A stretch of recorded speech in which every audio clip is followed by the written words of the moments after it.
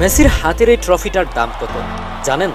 যে সময় মেসি এই ট্রফিটা জিতেছে সেই সময় এর মূল্য দিয়ে ট্রফির মান নির্ণয় করা সম্ভব না মোটেই। তবুও সবার জানার আগ্রহ, কোপা আমেরিকার ট্রফির মূল্য আসলে কত টাকা। বিশ্বকাপের পর বাঙালির নজর সবচেয়ে বেশি থাকে কোপা আমেরিকার লড়াইয়ে। ইতিমধ্যেই ডামাডোল বেজেছে লাতিন আমেরিকার সবচেয়ে বড় ফুটবল আসর কোপা আমেরিকার, যে আসরে অংশগ্রহণ করে আর্জেন্টিনা, ব্রাজিল, উরুগুয়ের মতো বিশ্ব চ্যাম্পিয়ন দলগুলো সহ 16টি দেশ। দল বাড়ায় এবারের কোপা আমেরিকার প্রাইজ মানিও হয়েছে বাড়ানো।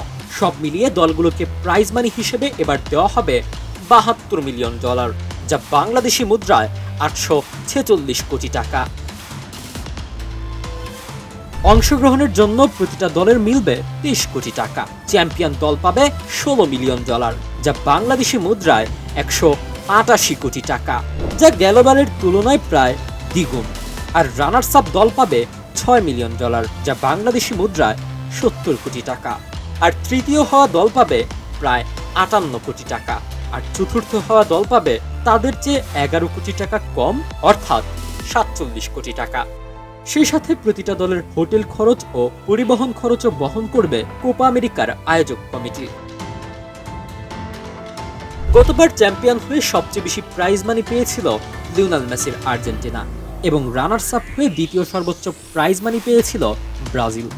এবারে যুক্তরাষ্ট্রের মাটিতে অনুষ্ঠিত হতে যাওয়া এই টুর্নামেন্টের আগে প্রস্তুতি ম্যাচের মাধ্যমে নিজেদের ঝালিয়ে নিয়েছে অংশগ্রহণকারী দলগুলো।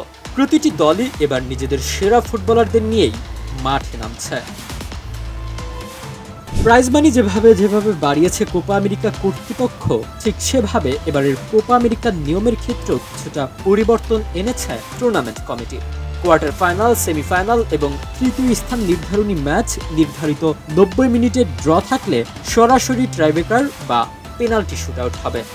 সেমিফাইনাল ও কোয়ার্টার ফাইনালে এবার খেলতে হবে না অতিরিক্ত 30 মিনিট, শুধুমাত্র ফাইনালে রাখা হচ্ছে অতিরিক্ত 30 মিনিট। তবে যদি নির্ধারিত সময় 90 মিনিটে ম্যাচের ফলাফল হয়ে যায়, তাহলে সেই অতিরিক্ত সময়েরও দরকার হবে না। হলুদ কার্ড ও লাল কার্ডেও নতুন নিয়ম দিয়েছে কোপা আমেরিকা কর্তৃপক্ষ। কোনো প্লেয়ার গ্রুপ পর্বে বা কোয়ার্টার ফাইনালে 2টি হলুদ কার্ড বা 1টি লাল কার্ড খেলেও সে ফুটবলার খেলতে পারবেন সেমিফাইনাল বা ফাইনাল।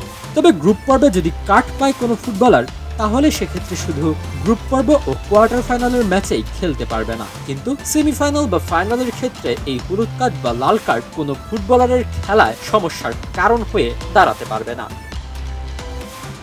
এই গ্রুপে আর্জেন্টিনার সঙ্গে রয়েছে কানাডা, চিলি ও পেরু। আর গ্রুপ ডিতে ব্রাজিলের সঙ্গে আছে প্যারাগুয়ে, কোস্টারিকা ও কলম্বিয়া। বাংলাদেশ সময় 25 জুন সকালে শিরোপা পুনরুদ্ধারে নামবে নেইমার, ভিনিসিয়াসের ব্রাজিল।